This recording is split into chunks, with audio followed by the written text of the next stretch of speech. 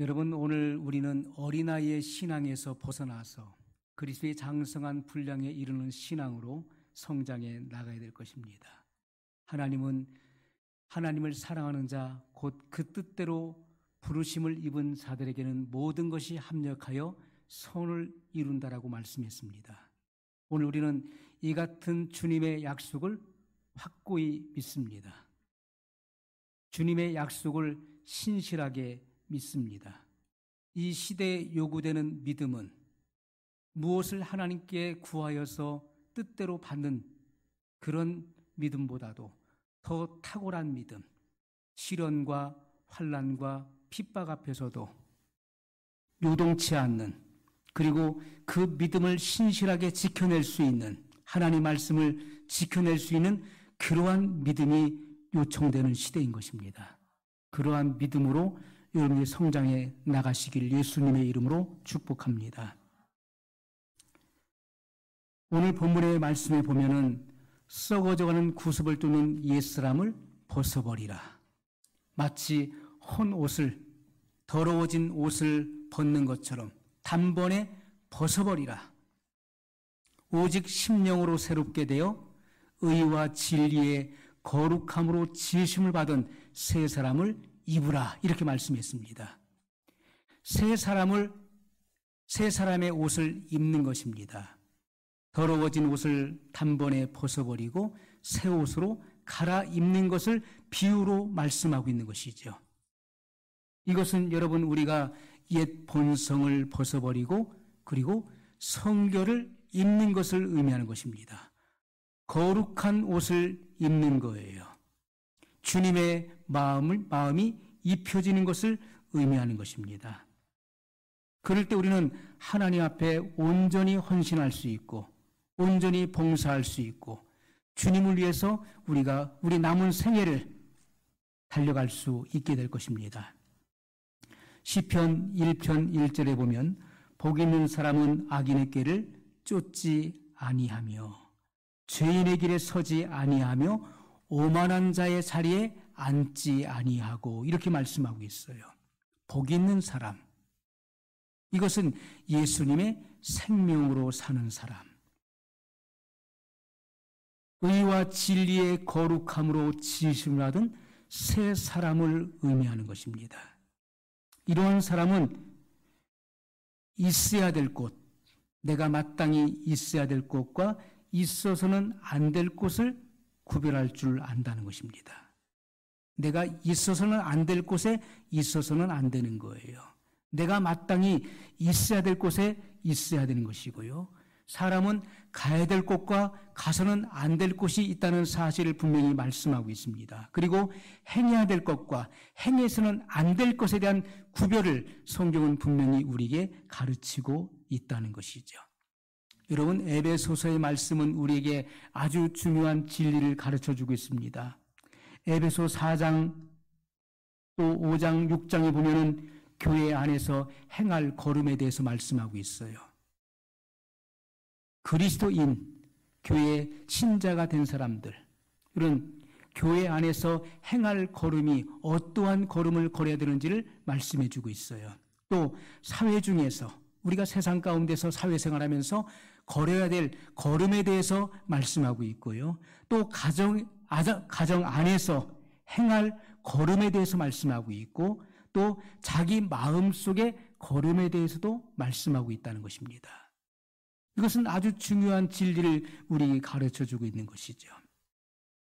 오늘 본문의 말씀에 보면은 옛사람의 특성과 그리고 새 사람의 특성에 대해서도 말씀을 하고 있습니다.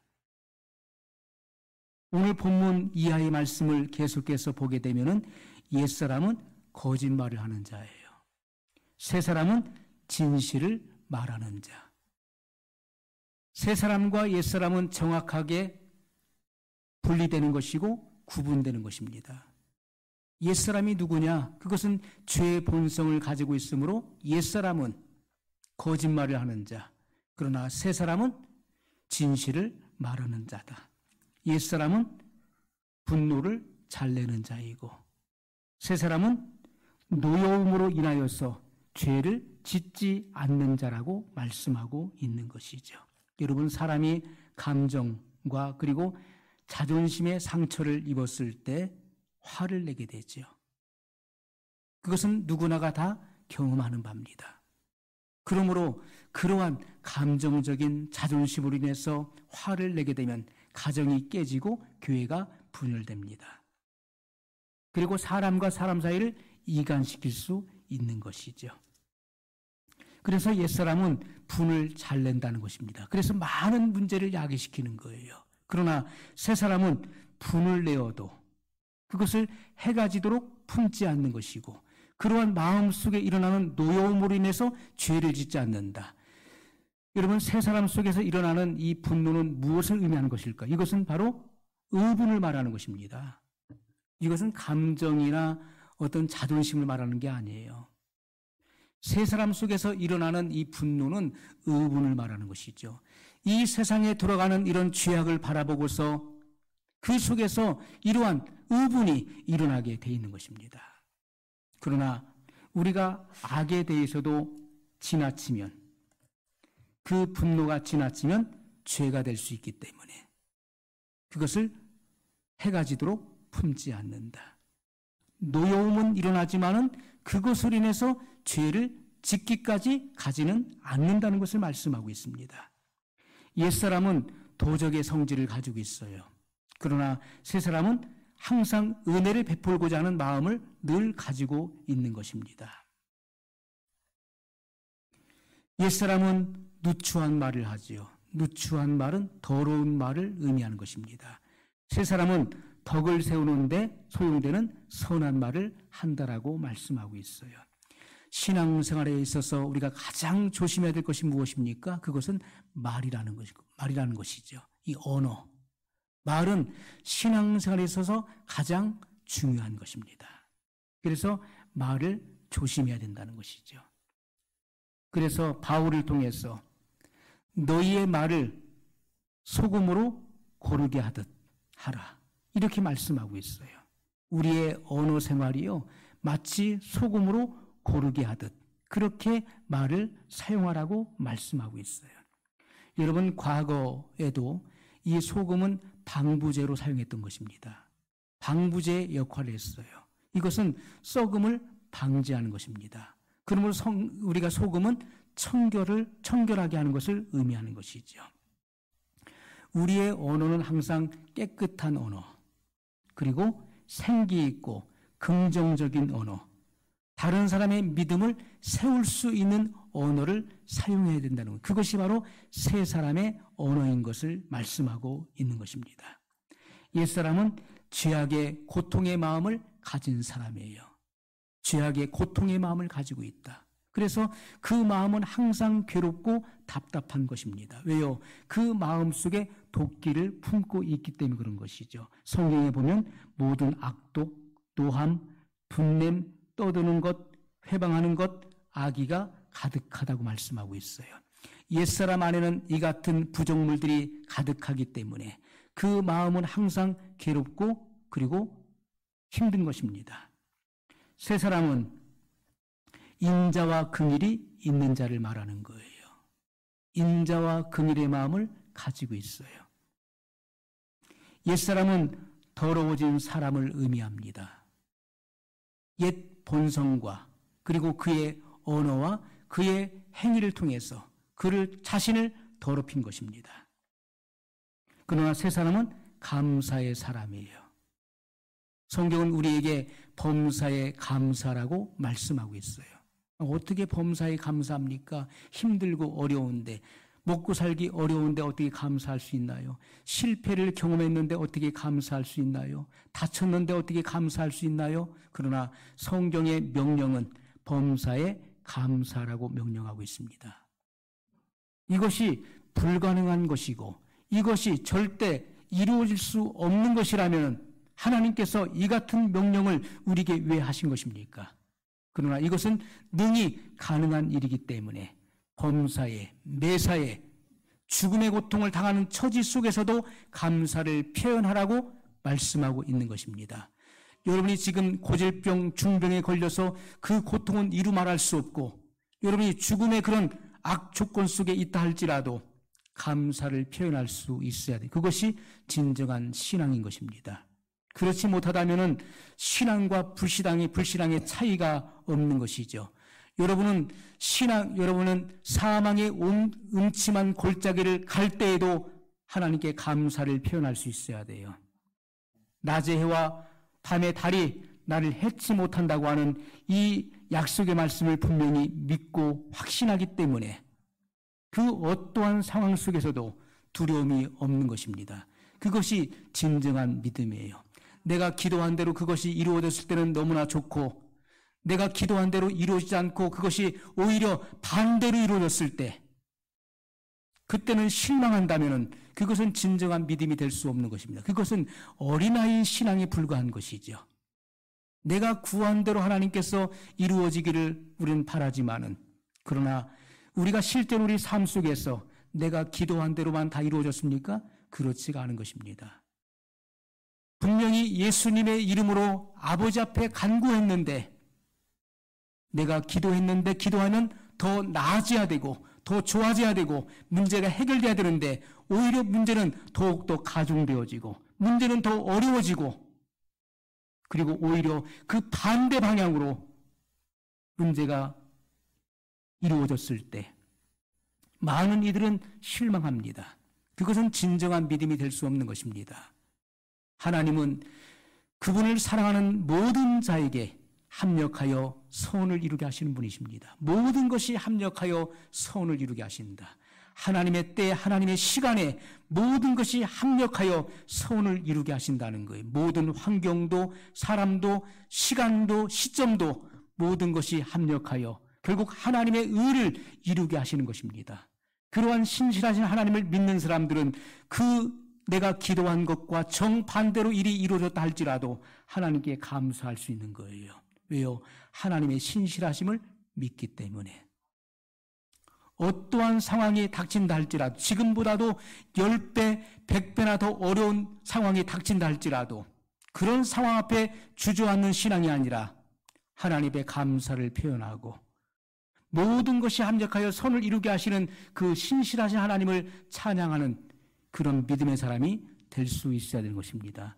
그러한 사람만이 이 마지막 시대 신앙의 환난과 핍박 가운데서도 좌절하지 않고 그 믿음을 지킬 수 있을 것입니다. 그것이 장성한 자의 신앙인 것이죠. 성경은 그러한 것을 우리에게 가르치고 있는 것입니다. 여러분, 우리의 앞으로 나아갈 모든 상황들은 더욱더 힘들고 어려운 상황들이 전개될 것입니다. 지금보다도 내일은 더 어려운 상황들이 전개되는 거예요. 왜요? 그것이 성경의 예언이기 때문에 그렇습니다. 장차 이 땅에는 여러분 대환란이 일어나고 그리고 세계 단일 정부가 세워지는 거예요. 적그리스도가 세상을 통치하는 그런 7년 대환란의 시대가 도래하는 것입니다. 성도들은 성경의 진리를 바로 알고 준비해야 되는 것이고요. 7년 대환란 이전에 예수님의 공중 재림과 성도의 휴거 사건이 있을 것을 분명히 말씀하고 있는 것입니다. 그러나 깨어있지 못하고 준비되지 못한 자는 7년 대환란을 통과해야 되는 것이고, 그리고 순교자들이 속출하게 될 것입니다. 그 신앙과 믿음을 지키기 위해서는 순교를 통과해야 되는 것입니다. 오늘 우리들은 이 성경의 진리를 바로 알고 분별하고 준비되지 않으면 안 된다는 것입니다. 여러분, 오늘 우리가 하나님의 말씀을 통해서 지옥에 누가가 있을까? 여러분, 지옥은 무조건 세상 사람들, 예수님을 안 믿는 사람들, 예수님을 대적하는 사람들, 반기독교적인 행위를 하는 사람들만이 가는 곳이 아니라는 것이죠. 어떤 이들은 나는 예수님 믿으니까 구원받았어. 나는 지금 죽어도 천국 가. 여러분, 우리가 단순하게 예수님을 믿으면 구원받는 것이죠. 그것은 성경의 진리입니다. 그러나 우리는 그 안에 내재되어 있는 주님의 말씀에 깊이 있는 그러한 심층적인 언어의 구조를 파악해야 되는 것이고, 하나님의 진리를 우리가 정확하게 이해하는 것이 중요하다는 것입니다. 여러분, 지옥에 누가 가 있습니까? 지옥에는 세례받은 사람도 가 있어요. 그러면 어떤 이들은 아니, 세례받은 사람이 왜 가 있을까요? 우리가 회개의 증표로서 세례가 이루어졌는데, 아니 그러면 누가 구원을 받는다는 말입니까? 세례받은 사람이 지옥 가 있대. 이상한 퀘스천을 붙이는 사람이 있을 수 있어요. 그뿐이 아닙니다.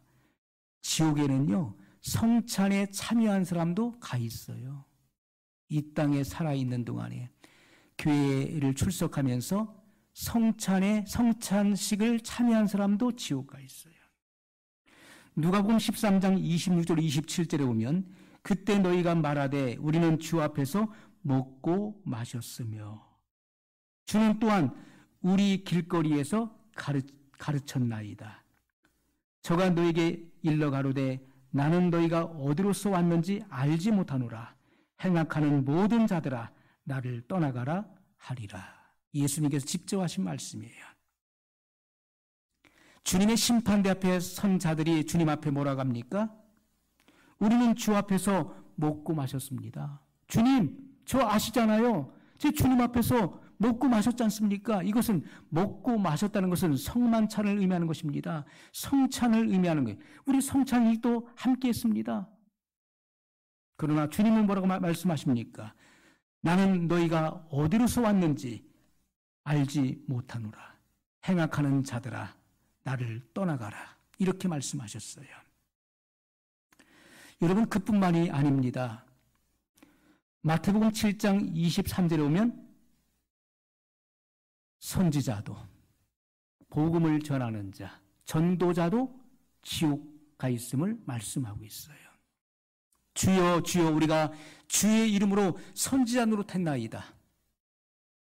선지자는 주의 복음을 전하는 자예요. 전도자입니다. 그러나 그들도 주님께로부터 부인당했어요.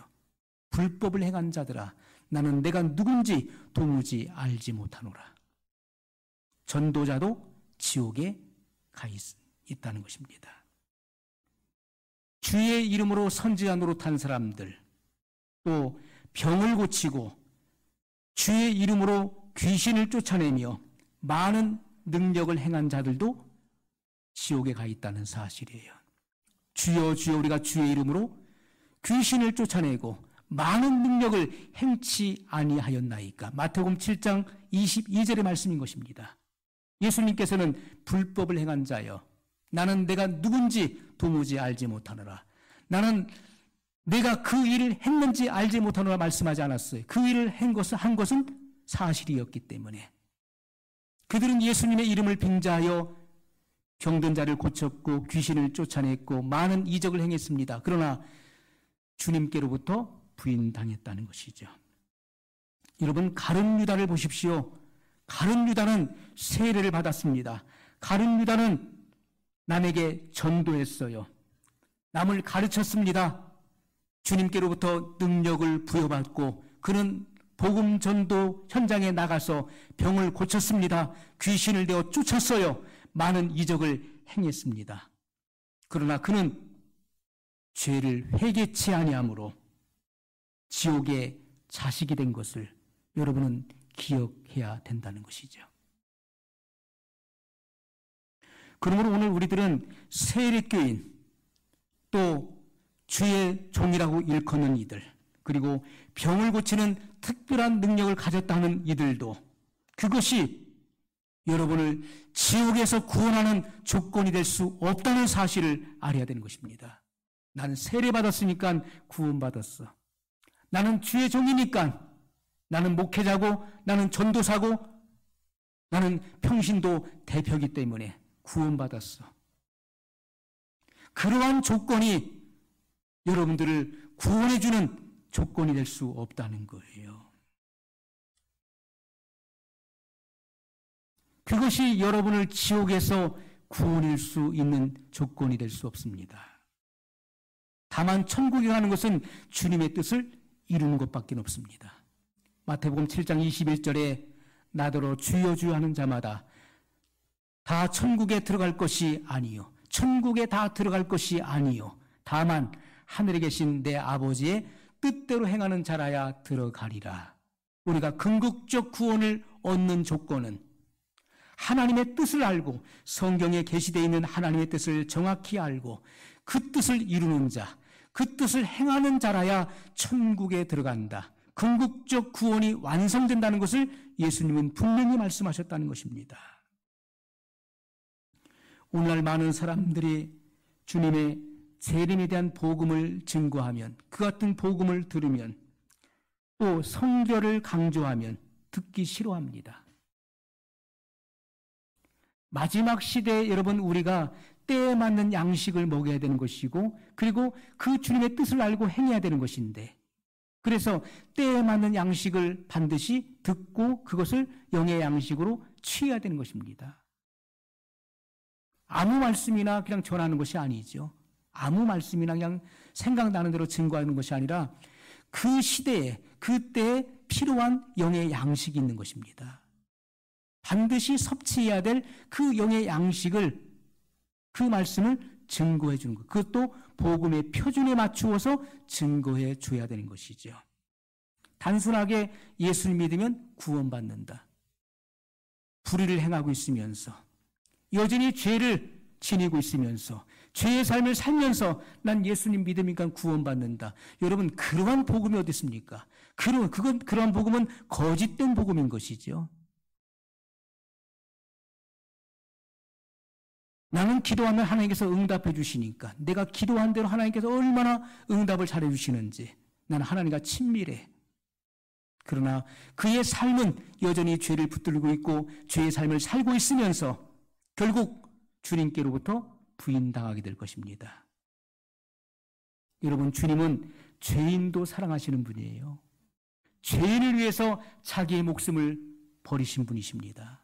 그러나 마지막 날에 너희를 심판할 이가 계시니 곧 내가 너희에게 이른 말이 너희를 심판하리라. 성경에 기록되어 있는 것입니다. 주님께서 하신 이 성경 말씀에 의해서 마지막 날에 모든 사람은 심판을 받게 되는 것입니다. 선한 일을 행한 자는 생명의 부활로, 악한 일을 행한 자는 심판의 부활로 나오리라. 선한 일을 했다는 것은 하나님의 뜻을 알고 행하는 것을 의미하는 것입니다. 그러한 자만이 궁극적 구원에 이룰 수 있다는 것을 분명히 말씀하고 있는 것이죠. 예수님을 믿으면 천국 가기 때문에 그 같은 성결에 대한 복음, 재림에 대한 복음, 그런 복음은 나와 상관이 없다라고 무시하는 이들이 얼마나 많은지 모릅니다.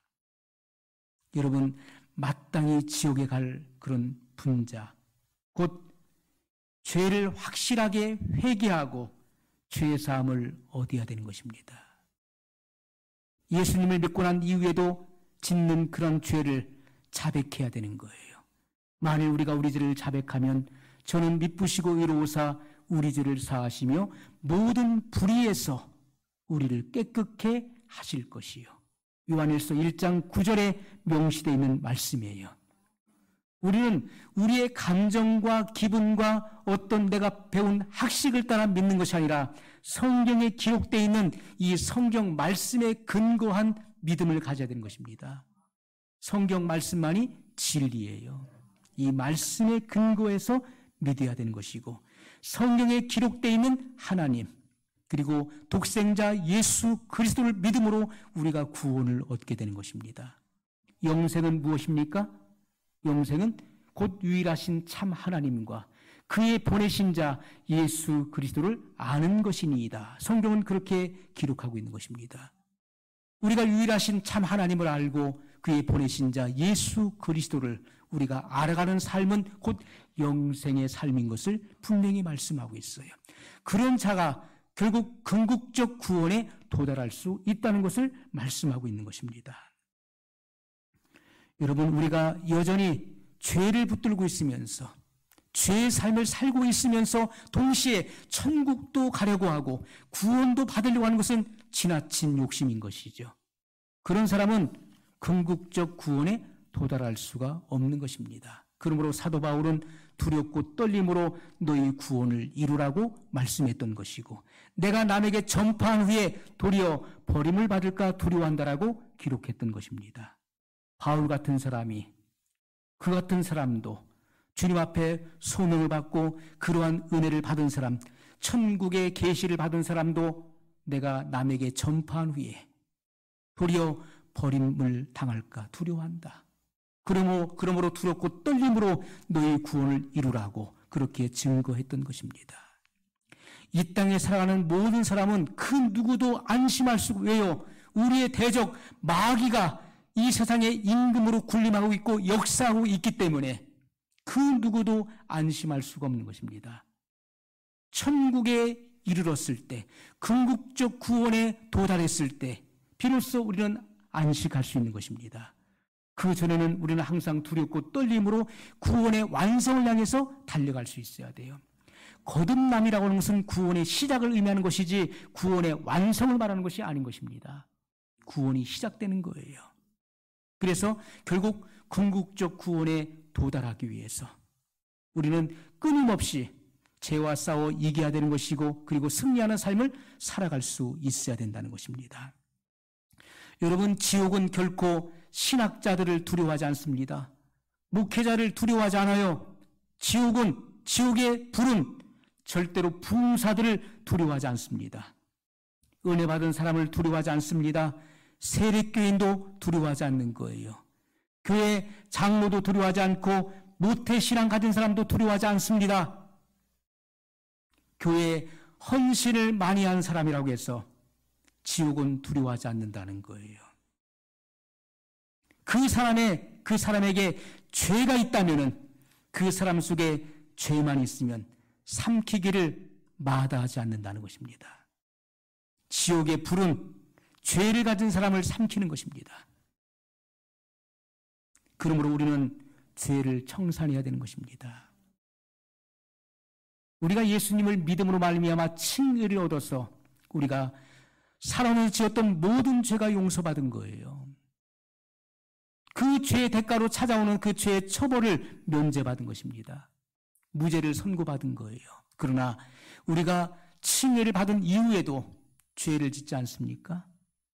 마음으로부터 죄를 짓고 우리의 눈으로, 우리의 귀로, 우리의 입술로, 우리의 행위로 무수히 많은 죄를 짓습니다.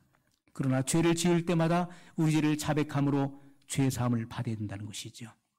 끊임없이 죄를 짊어지고 죄를 붙들고 죄를 만끽하면서 구원을 얻고자 하는 것은 어불성설이라는 것입니다. 그것은 있을 수가 없는 거예요. 누가 지옥에 가 있습니까? 죽기를 두려워하는 자, 심판받을까 두려워하는 자, 죽기를 두려워하는 자들이 지옥에 가는 것입니다. 불신앙자, 흉악한 자, 살인자, 음행하는 자, 남녀 교제를 지상의 재미로 하는 자, 복술자, 우상 숭배자, 거짓말하는 자. 요한계시록 21장 8절에 기록되어 있는 말씀이에요. 다 지옥 간다는 것입니다. 여러분, 우리가 이 같은 말씀을 우리가 상고할 때 여러분 영안으로 지옥에 타는 불이 보이지 않습니까? 환히 보이는 것입니다. 야, 내가 이렇게 살면 지옥 가겠구나. 우리는 영안을 열어서 이 지옥의 불을 바라볼 수 있어야 되는 것입니다. 그러므로 로마서 8장 23절에 사도 바울의 이 탄식을, 성령의 감동을 받은 바울의 탄식을 들어보십시오. 이뿐 아니라 또한 우리 곧 성령의 처음 익은 열매를 받은 우리까지도 속으로 탄식하여 양자될 것, 곧 우리 몸의 구속을 기다리느니라. 여러분, 우리가 탄식하며 기다리는 것이 무엇입니까? 성령의 처음 익은 열매로 나온 우리가 속으로 탄식하며 기다리는 것이 무엇인가요? 그것은 몸의 구속을 기다린다. 저와 여러분은 몸의 구속을 기다리는 거예요. 몸의 구속이 무엇을 말하는 것입니까? 예수님께서 공중에 재림하셨을 때 영화의 몸을 입는 것, 예수님과 같이 부활의 몸을 입는 것, 썩을 육체가 썩지 아니할 몸을 입는 것, 약한 몸이 강한 몸을 입는 것, 이 영화의 몸을 입는 것, 그것이 바로 몸의 구속을 받는 날인 것을 분명히 말씀하고 있는 것입니다.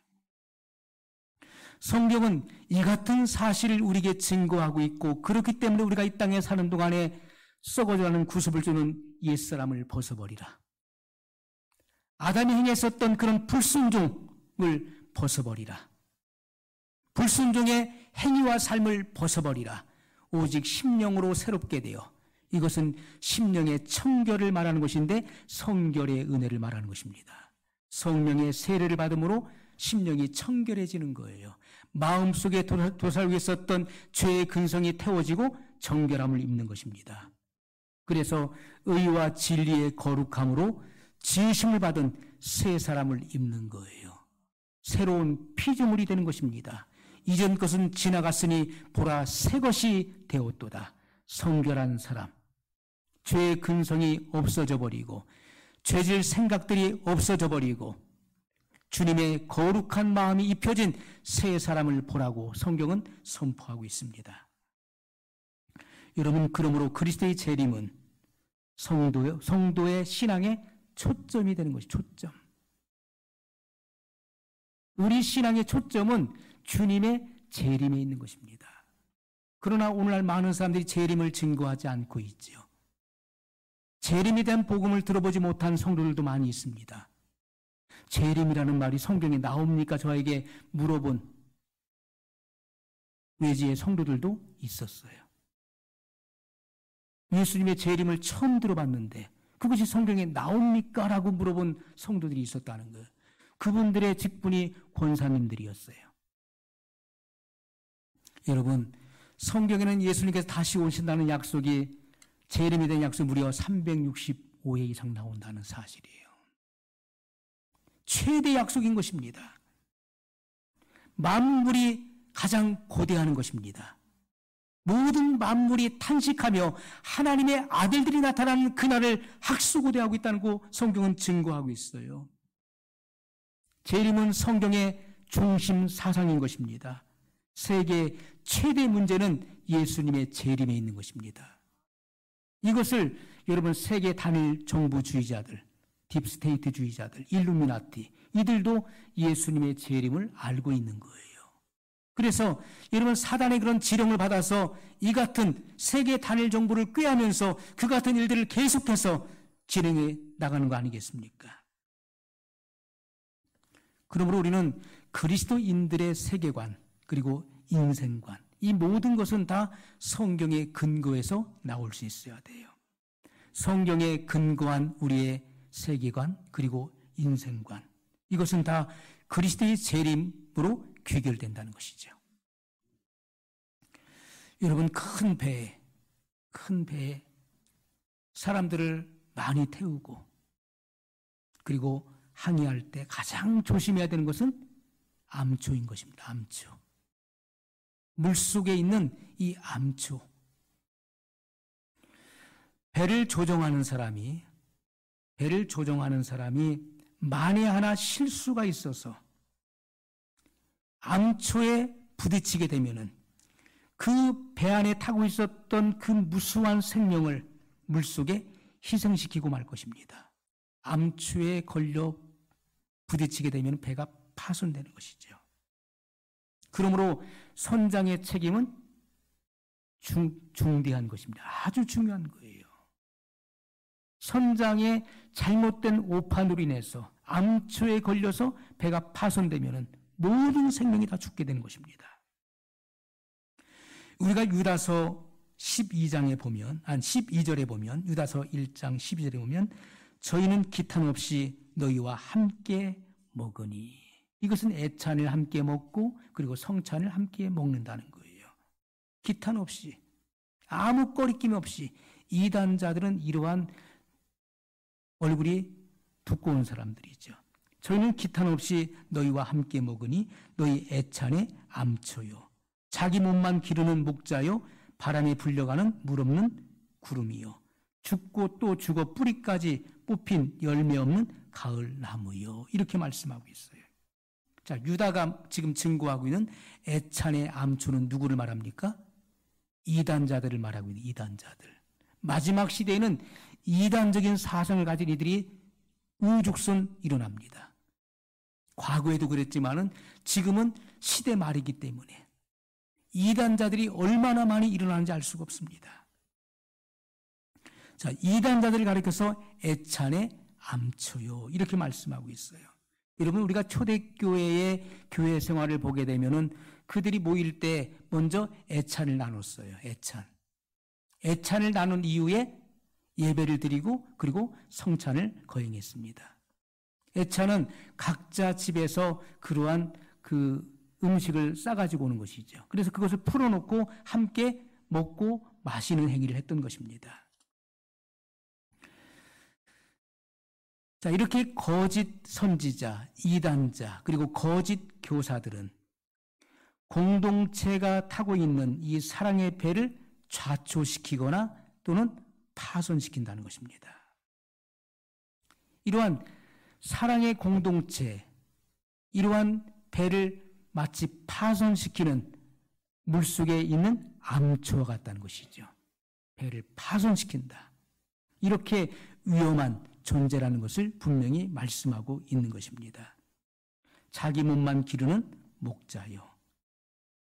거짓 교사들, 거짓 이단들은요, 온통 자기 배만 이득을 채우려는 데 목적을 갖고 있는 거예요. 그 영혼들을 생각하지 않습니다. 그 영혼의 구원에 대해서는 관심이 없는 거예요. 결국은 자기의 이득을 취하기 위해서 남을 속이는 행위를 하는 것입니다. 그래서 자기 몸만 기르는 목자요, 자기의 배만 채운다. 바람에 밀려가는 물 없는 구름이요. 여러분, 농부가 뭘 기다립니까? 비를 간절하게 기다리잖아요. 그런데 그 구름 속에 비를 머금고 있지 않다면은, 그 구름 속에 바람에 밀려가는 그 구름 속에 비를 품고 있지 않다면, 물을 머금고 있지 않으면 그것은 농부에게 실망을 주는 것밖에 없지요. 그것은 아무런 의미가 없는 것입니다. 여러분, 이단자들은요, 뭔가 줄 것처럼, 뭔가 중요한 것, 대단한 것을 줄 것처럼 기대감을 부풀리지만은 결국은 성도들이 얻는 것은 아무것도 없는 것입니다. 실망을 하게 되는 것이죠. 죽고 또 죽어 뿌리까지 뽑힌 열매 없는 가을나무요. 가을이 되면은 반드시 열매를 맺어야 되는 것입니다. 가을은 열매를 맺는 시기예요. 그러나 그들은 열매를 맺지 못하는 나무가 되었어요. 왜 그렇습니까? 죽고 또 죽어 뿌리까지 뽑혔기 때문에. 2번 죽었다는 거예요. 2번 죽은 자는 하나님의 심판과 그리고 멸망만이 기다리고 있을 뿐인 것입니다. 이단자들은 구원받지 못하는 거예요. 이단의 사상을 가지고 있는 이들은 구원에 이를 수가 없게 되는 것입니다. 그들은 하나님의 심판을 받게 되는 것이죠. 그래서 이단자를 가리켜서 애찬의 암초라고 유다가 기록한 것은 아주 적절한 표현인 것입니다. 암초는 물속에 숨어 있기 때문에 겉으로는 보이질 않는 거예요. 여러분, 암초가 눈에 보이면 피해가죠. 그러나 암초는 물속에 잠겨 있기 때문에 겉으로 봤을 때는 표시가 안 나는 것입니다. 그래서 배가 잘못 지나가다가 부딪히면 파손하게 되는 거예요. 이와 같이 이단자들은, 거짓 교사들은 가만히 들어온다는 것을 말씀하고 있어요. 여러분, 오늘 우리들은 살아오면서 많은 것들을 경험했습니다. 너무나 많은 것들을 경험했어요. 자, 그래서 가만히 들어온다는 것은 뭘 말합니까? 몰래 들어왔다는 것이죠. 몰래. 옛 뱀이 하와를 미혹했던 것처럼, 에덴 동산에 들어왔던 것처럼 몰래 들어온다는 의미인데, 이것은요, 간첩이 남의 영토를 침투하기 위해서 어떻게 합니까? 조사를 하게 되죠. 그 땅의 영역에 무엇이 있는지를 다 조사하게 되는 거예요. 정보를 미리 다 캐는 것입니다. 그 다음에 간첩이 들어와서 그 땅을 점령하기 위한 일을 하게 되는 것이죠. 자, 간첩이 침투하기 위해서 주변을 다 미리 정탐하고 정찰하듯이 조사해 본다는 것입니다. 갈라디아서 2장 4절, 이는 가만히 들어온 거짓 형제 까닭이라. 저희가 가만히 들어온 것은 그리스도 예수 안에서 우리의 가진 자유를 엿보고 우리를 종으로 삼고자 함이로되. 우리의 자유를 보고 그 자유를 빼앗아 종을 삼고자 합니다. 이렇게 말씀하고 있어요. 여러분, 이 마지막 시대에 득세하고 있는 이단자들에게는 인사도 하지 말고 말도 꺼내지 말라고 했어요. 내가 아는 사람인데, 나하고 친분한 사람인, 친밀한 사람인데, 그래서 그를 어떻게 바꿔보려고 하다가 잘못 이단에 넘어가는 이들도 많이 있습니다. 여러분, 이단자들은요, 이리의 마음을 가진 자들이에요. 거짓 교사들은 이리의 마음을 가졌어요. 그리고 양의 가죽을 쓴 것입니다. 속에는 노략질하는 이리의 마음을 품고 그리고 겉은 양의 가죽을 뒤집어 쓴 거예요. 그래서 아주 정중하게 재치 있게 이렇게 나타나는 것이죠. 그러나 그들 또한 고린도후서 11장 13절 15절에 보면 스스로 변하여, 이것은 위장한다는 것입니다. 그리스도의 사도인 체하며 또 광명한 천사로 가장하고 그리고 의의 일꾼인 것처럼 위장한다는 것이죠. 마귀가 광명한 천사로 나타나지 않습니까? 에덴 동산의 하와를 미혹할 때 어떻게 나타났을까요? 지금처럼 배로 땅을 기어다니는 그런 뱀의 모습으로 나타나서 혀를 낼름거리면서 말하면 하와가 놀라서 도망갔을 거 아니겠습니까? 광명한 천사로 나타나는 것이죠. 빛의 천사로 나타나서 그에게 말을 하기 때문에 하와가 그의 말을 듣고 솔깃하게 되는 것이죠. 그 말을 믿게 되는 거예요. 여러분, 이단자들도 자기 자신들을 의의 일꾼인 것처럼 가장하고 나타난다는 것입니다. 그렇기 때문에 사람들이 속게 되는 것이고 그들은 곧 애찬의 암초라는 것이죠. 그러므로 여러분, 우리가 마지막 시대에 분별하지 못하는 사람은 지옥 가는 것입니다. 반드시 우리는 분별해야 돼요. 영들이 하나님께 속하 있는가를 분별해야 되는 것이고, 하나님의 진리를 통해서 영적인 사안들을 분별해내야 되는 것입니다. 신령한 일들은 신령한 것으로 분별하느니라. 영에 속한다는 모든 갖가지 일들, 사건이나 현상이나 모든 일들은 다 신령한 것, 하나님의 말씀에 의해서 분별되어지는 것이라고 말씀하고 있어요. 그러므로 우리가 분별하지 못한다면 지옥 간다는 거예요. 단순하게 죄를 붙들고 살면서, 죄를 놓지 않으면서 여전히 난 예수님 믿으니까 천국 간다. 여러분, 천국 갈 수 없는 것입니다. 그건 성경이 우리에게 증거하고 있는 거예요. 나더러 주여 주 하는 자마다 다 천국에 들어갈 것이 아니요, 천국에 못 간다고 말씀하고 있어요. 믿는 사람들이 예수님을 주여 주 하지 않습니까? 신앙생활을 한다고 해서, 종교행위 한다고 해서 구원받는 것이 아니라는 거예요. 다만 하늘에 계신 내 아버지의 뜻대로 행하는 자, 아버지의 뜻을 알고 행하는 자만이 구원을 받아 천국에 이르게 된다는 것을 분명히 말씀하고 있습니다.